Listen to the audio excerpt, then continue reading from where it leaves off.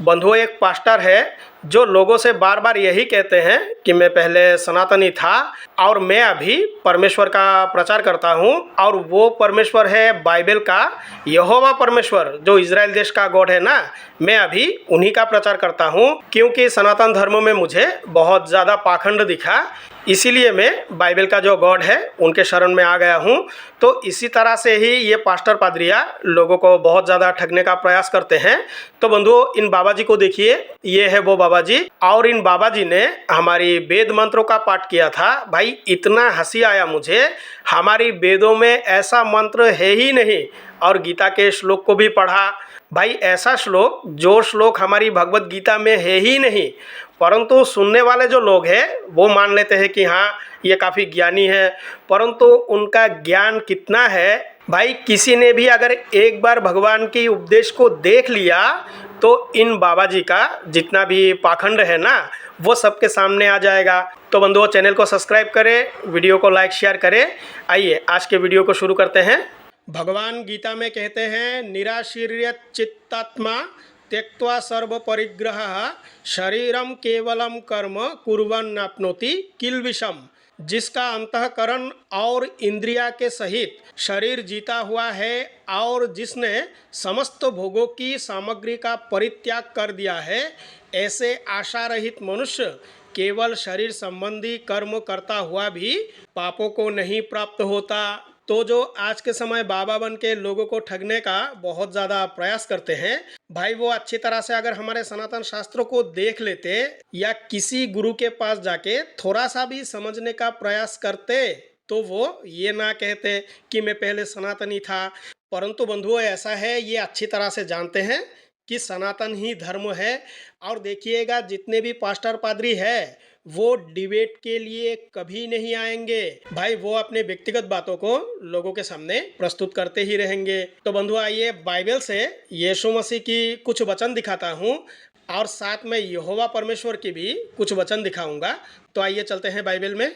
बंधुओं, जिस समय यीशु मसीह ने यहूदियों से कहा, अगर तुम मुझे जानते तो मेरे पिता को भी जान जाते, तो उस समय यहूदी तो परमेश्वर को मानते थे, गॉड को मानते थे। तो यीशु मसीह का जो पिता था, भाई वो कौन था? ना यहूदियों ने यीशु मसीह को माना और ना उनके पिता को माना। और यहूदियों ने यीशु मसीह से ये सवाल किया कि तेरा पिता कहाँ है? और आगे ये देखिए, यूहन्ना अध्याय 8 और उसका वचन है 43। तुम मेरी बात क्यों नहीं समझते? इसीलिए कि मेरा वचन सुन नहीं सकते। यीशु मसीह ने कहा कि तुम मेरी बात क्यों नहीं समझते। तो आज के समय पास्टर पादरिया भी तो यही कहते हैं ना कि भाई बात को समझा करो, तुम मेरी बात क्यों नहीं समझते हो? चाहे मेरी बातों में कोई लॉजिक हो या ना हो, मैं तुम्हें उत्तर दे पाऊँ या ना पाऊँ, परंतु मेरी बातें तुम्हें सुनना चाहिए। यही तो कर रहे हैं ना जितने भी पास्टर पादरी है। परंतु मैं जो सच बोलता हूँ, इसीलिए तुम मेरी प्रतीति नहीं करते। तुम में से कौन मुझे पापी ठहराता है? भाई यीशु मसीह ने यहूदियों से कहा, अगर मैं सच बोलूं तो तुम मेरी प्रतीति क्यों नहीं करोगे? परंतु यीशु मसीह ने जो सच कहा, इसका कोई प्रूफ नहीं। जो परमेश्वर से होता है वो परमेश्वर की ही बातें सुनता है। और तुम इसीलिए नहीं सुनते कि परमेश्वर की ओर से नहीं हो। ये सुन यहूदियों ने उससे कहा, क्या हम ठीक नहीं कहते कि तू सामरी है और तुझ में दुष्ट आत्मा है? तो यहूदियों ने बार बार यीशु मसीह से यही कहा कि तुझ में दुष्ट आत्मा है। यीशु ने उत्तर दिया कि मुझसे दुष्ट आत्मा नहीं, परंतु मैं अपने पिता का आदर करता हूँ और तुम मेरी निरादर करते हो।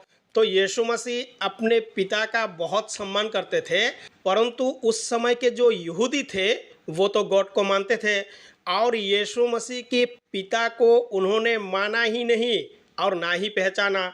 तो यीशु मसीह का जो पिता है, भाई वो कौन था? क्या बाइबल का जो गॉड है वही यीशु मसीह का पिता है? अगर वही यीशु मसीह के पिता होते तो यहूदी तो मान लेते कि हम जिस गॉड को मानते हैं, यीशु मसीह ने उनको ही अपना पिता कहा। क्योंकि उस समय के जो यहूदी थे वो भी जानते थे परमेश्वर बेटा जन्म नहीं दे सकता, बेटा पैदा नहीं कर सकता। परंतु मैं अपनी प्रतिष्ठा नहीं चाहता, यीशु मसीह ने कहा। हाँ, एक तो है जो चाहता है और वो न्याय करता है। मैं तुमसे सच सच कहता हूँ कि यदि कोई व्यक्ति मेरी वचन पर चलेगा तो अनंत काल तक मृत्यु को ना देखेगा। यीशु मसीह ने कहा कि यदि कोई व्यक्ति मेरी वचन पर चलेगा तो वो अनंत काल तक मृत्यु को नहीं देखेगा। भाई मृत्यु किस समय आता है ये किसी को पता नहीं। मृत्यु कोई देखने की वस्तु नहीं है। यहूदियों ने उससे कहा कि अब हमने जान लिया कि तुझ में दुष्ट आत्मा है। यीशु मसीह को यहूदियों ने अच्छी तरह से उस समय कह दिया था कि तुझ में दुष्ट आत्मा है।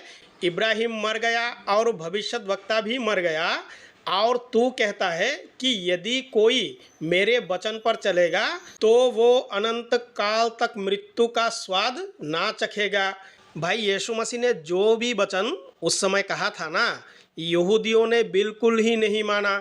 आज तक बहुत पास्टर पादरियों से यही सवाल किया कि परमेश्वर का पुत्र यीशु मसीह कैसे हैं, ज़रा इसे समझाइए हमें, परंतु एक भी ऐसा पास्टर नहीं मिला जो इसको क्लियर करे। भाई वो है ही नहीं तो आप इसको कैसे क्लियर करोगे। और ये देखिए, ये है उत्पत्ति 6, यहाँ यहोवा परमेश्वर का वचन है। फिर जब मनुष्य भूमि के ऊपर बहुत बढ़ने लगे और उनके बेटियां उत्पन्न हुई, तब परमेश्वर के पुत्र ने मनुष्य के पुत्रियों को देखा कि वे सुंदर है, सो उन्होंने जिस जिस से चाहा उनसे विवाह कर लिया। तो यहाँ जो परमेश्वर का पुत्र है उन्होंने मनुष्य की पुत्रियों से विवाह किया था। तो बाइबल के हिसाब से आज के समय जो पास्टर पादरिया है वो परमेश्वर का बेटा यीशु मसीह को ही मानते हैं, परंतु यहाँ जो कहा गया तब परमेश्वर की पुत्रों ने मनुष्य की पुत्रियों से विवाह किया था। भाई वो परमेश्वर के पुत्र कौन थे, ज़रा ये तो बताओ, कैसे परमेश्वर का पुत्र हो सकता है। हमारे यहाँ तो कहा गया है कि तुम उसी का अंश हो, क्योंकि वो सर्वव्यापक है, उनसे कोई जगह खाली नहीं है। और सनातन परमात्मा चेतन ब्रह्म से ज्ञान उत्पन्न हुआ। और यहोवा ने कहा मेरा आत्मा मनुष्य से सदा ले विवाद ना करता रहेगा, क्योंकि मनुष्य भी शरीर ही है, उसकी आयु 120 वर्ष की होगी। और यहोवा ने कहा मेरा आत्मा, अब देखिए बस यहोवा का ही आत्मा है और बाकी जितने भी प्राणी हैं उनमें आत्मा नहीं है। तो यहाँ यहोवा ने कहा कि सदा ले विवाद ना करता रहेगा, क्योंकि मनुष्य भी शरीर ही है। तो यहोवा गॉड ने मनुष्य को शरीर माना। और हमारे सनातन धर्म के अनुसार कहा गया है कि जो शरीर है वो जड़ है, बस आत्मा के कारण ही हम जीवित होते हैं और उसी आत्मा के अभाव में हमें भी पुनः जड़ होना पड़ता है। परंतु यहाँ यहोवा परमेश्वर ने कहा कि मनुष्य भी शरीर ही है। तो बंधुओं, इज़राइल देश के गॉड ने जो भी कहा भाई उसमें सच्चाई थोड़ा भी नहीं है। परंतु आज के समय पास्टर पादरिया बाबा बन के लोगों को इस तरह से भ्रमित करते हैं।